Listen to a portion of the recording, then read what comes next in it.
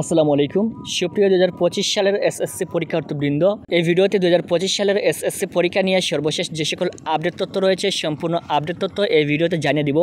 অবশ্যই সম্পূর্ণ ভিডিওটি শেষ পর্যন্ত দেখবেন এবং যারা আমাদের এই চ্যানেলে নতুন রয়েছেন চ্যানেলটি সাবস্ক্রাইব করে রাখবেন। তোমাদের 25 সালের এসএসসি পরীক্ষা সংক্রান্ত সকল আপডেট তথ্য এবং সাজেশন আমাদের এই চ্যানেল থেকে সবার আগে পাওয়ার জন্য থ্যাংক ইউ সো মাচ। প্রতি বছরই কিন্তু বাংলা প্রথম পত্রের মাধ্যমে পরীক্ষা অনুষ্ঠিত হয়ে থাকে। টেস্ট পরীক্ষা হোক কিংবা ফাইনাল পরীক্ষা, বাংলা প্রথম পত্রের মাধ্যমেই কিন্তু পরীক্ষাটা শুরু হয়ে থাকে। কিন্তু এবছর একটু ভিন্নভাবে তোমাদের পরীক্ষাটা নেওয়া হচ্ছে। এক্ষেত্রে বেশিরভাগ স্কুলের টেস্ট পরীক্ষা গণিত সাবজেক্টের মাধ্যমে নেওয়া হচ্ছে। তার মানে প্রথম সাবজেক্ট যেটা পরীক্ষা হবে এটা হচ্ছে গণিত পরীক্ষা এবং এই গণিত পরীক্ষার মাধ্যমেই কিন্তু টেস্ট পরীক্ষা শুরু হবে। দ্বিতীয়ত হচ্ছে তোমাদের টেস্ট পরীক্ষা শুরু হবে বর্তমান অক্টোবর মাসের 20 তারিখ থেকে। প্রায় বেশিরভাগ স্কুলে কিন্তু ইতিমধ্যে রুটিন প্রকাশ করেছে এবং অনেক স্কুল রয়েছে যেগুলো এখনও পর্যন্ত রুটিন প্রকাশ করে নাই। সো এক্ষেত্রে আগামী 20 অক্টোবরের মধ্য থেকে কিন্তু তোমাদের পরীক্ষাটা শুরু হবে এবং এই পরীক্ষাটা পরবর্তী 5 নভেম্বরের মধ্য থেকে শেষ করতে হবে এবং শিক্ষা মন্ত্রণালয় থেকে জানিয়ে দেওয়া হয়েছে তোমাদের এই টেস্ট পরীক্ষার ফলাফল আগামী 27 নভেম্বরের মধ্যে প্রকাশ করতে হবে।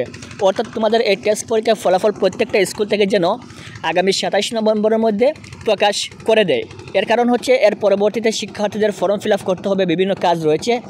এজন্য 27 নভেম্বরের মধ্যে তোমাদের টেস্ট পরীক্ষার ফলাফল প্রকাশ করবে প্রত্যেকটা স্কুল। এর পরবর্তী আপডেট হচ্ছে তোমাদের যে ফর্ম ফিল আপ, এই ফর্ম ফিল আপটা শুরু হবে আগামী 5 ডিসেম্বর থেকে। অর্থাৎ শিক্ষা মন্ত্রণালয় থেকে জানিয়ে দেওয়া হয়েছে প্রত্যেকটা শিক্ষার্থীকে কিন্তু অবশ্যই ফর্ম ফিল আপ করতে হবে। যে সকল শিক্ষার্থীরা টেস্ট পরীক্ষার পর ফাইনাল পরীক্ষার জন্য যোগ্য হবে সেই সকল শিক্ষার্থীকে অবশ্যই ফর্ম ফিল আপ করতে হবে এবং এই ফর্ম ফিল আপ করার জন্য আগামী 5 ডিসেম্বর থেকে সময় দেওয়া হবে তোমাদের জন্য। এর পরবর্তীতে একটা নির্দিষ্ট সময়ের ভিতরে শিক্ষার্থীরা এখানে ফর্ম ফিল আপ করবে। যদি কোনো শিক্ষার্থী ফর্ম ফিল আপ না করে তাহলে সেই শিক্ষার্থী ফাইনাল পরীক্ষায় অংশগ্রহণ করতে পারবে না। সো অবশ্যই যারা টেস্ট পরীক্ষার পর ফাইনাল পরীক্ষার জন্য সিলেক্টেড হবেন আপনাদেরকে অবশ্যই ফর্ম ফিল আপ করতে হবে।